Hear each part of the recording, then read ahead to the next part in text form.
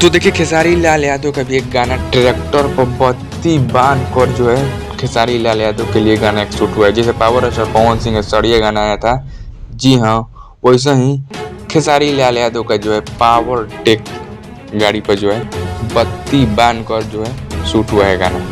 जी आप देख सकते हैं उनका बॉय जो है मैनेजर मतलब उनके साथ रहते हैं संजय यादव जी, बॉय के काम करते हैं उनका मतलब कहते हैं लोग उनका बॉय मतलब घूमते हैं सामान वामान लेकर बॉय मनी मतलब वो भाई जो है खेसारी लाल यादव के मतलब बैठे हैं गाड़ी पर और गाना इसी गाड़ी पर शूट हुआ है। देख सकते हैं आप पूरा मैनेजमेंट किया गया है, कैसे कैसे सजाया गया है।